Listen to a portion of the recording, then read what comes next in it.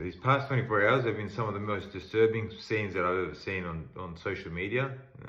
Going back to my home place, Port Moresby, it is saddening, it's frustrating, it's worrying.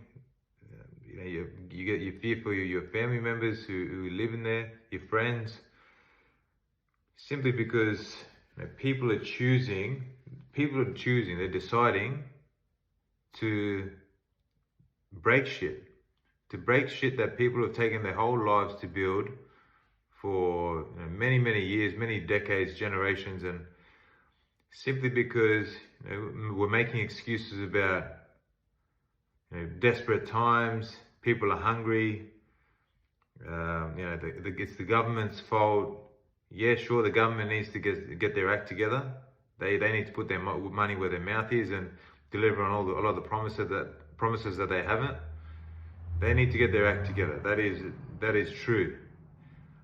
But one thing that you don't tolerate is people going around and just breaking things because they feel like they've been hard done by. Our grandparents felt desperate, they felt frustrated, they were worried, but you know what they did? They went to the garden, they planted their vegetables, they went fishing, they hunted. No excuses. They put the work in. All these guys, all you people looting and going and stealing shit, breaking things, burning things down, that is not going to last. That is telling the world the type of people, the human being that you are. Now, video recording yourself and putting it all over social media like you're cool, that is not cool.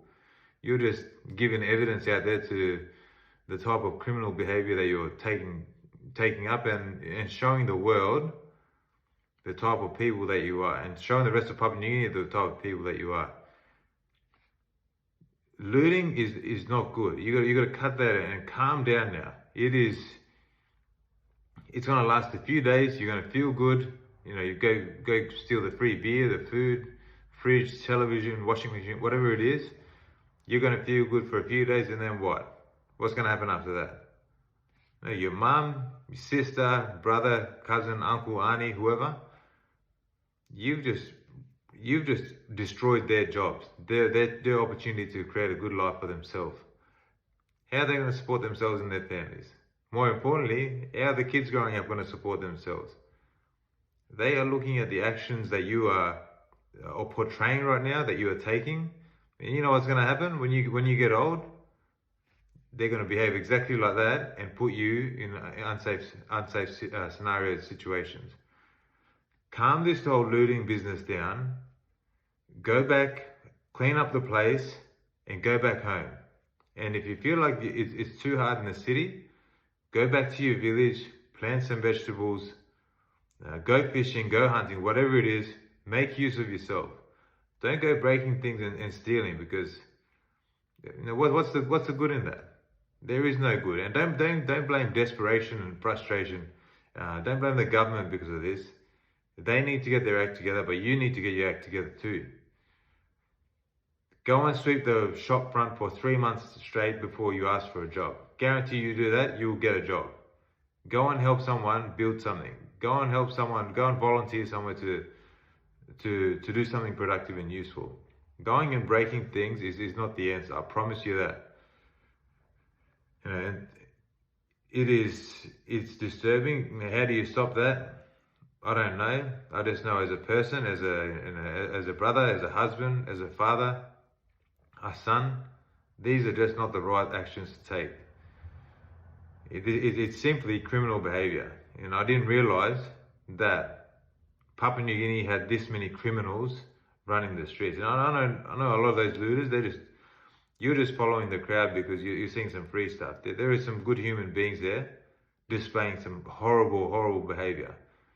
Calm down, go back home, settle in and think about your actions, what's the type of damage that this has caused the city, and see how you can, help rebuild it. It's going to take a very long time to rebuild a place that's taken years and years to build, but what you can do is you can play a part and help reduce this damage as much as you can, because it's just simply unacceptable putting up with this.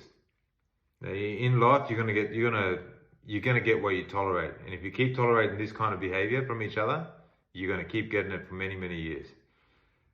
To all my hardworking Papua New Guineans, business owners, people who are there contributing and giving their absolute best, I don't know what to say. I'm very saddened to see your businesses affected, your livelihoods affected. I just hope that you can keep your hopes and dreams alive. Understandably, these are the times of frustration, stress, worry, anxiousness, anger, fear. I just know that when tough times like this happen, it shows our true character. And I think on display the past 24 hours, the type of characters that we have within that country has been on display, and that's only a very small percentage of the population. So if you haven't taken part and you've sat back and thought, this is not the right thing to do, you're a great human being, and keep that up, keep improving on that. To all the people looting, stealing, you need to take a good, hard, long look at yourself tomorrow. And if you don't have the ability to do that, no one's going to help you. I don't think God can even save you. So all the best with your life. I hope you can change things and turn your life around. I really do. But if you can't have a look at what you've done and the damage that you've caused, the hurt that you've created for many, many people, I don't think anyone's going to be able to help you. But to the hardworking Papua New Guineans and my fellow and the expatriates who are living there and continue to contribute to the country in a positive way, my heart is with you, and I hope that you can keep your hope and dreams alive, because it is only a very small percentage of people causing this damage, and I know that we can work together to help rebuild the place.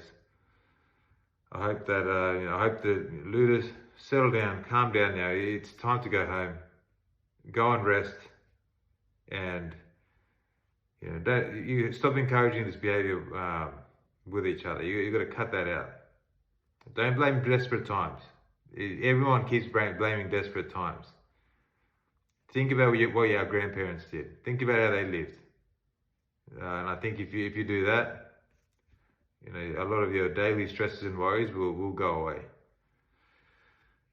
Last but not least, if you're one of those people looking at Facebook Marketplace because all that stolen product has been put up there and for sale, that makes you just as bad as the people who went and stole all those products. Do not buy anything on Marketplace and support that and encourage that behavior, because if you do, it will continue. They will be rewarded and they will feel good about it, and they will continue to do it over and over again, and that's going to be a cycle. So I urge you, do not buy anything off Marketplace, and do not buy anything off these people or anything that they're selling. It's just simply the wrong thing to do. So I hope that the city can settle down and be on its road to recovery very, very soon.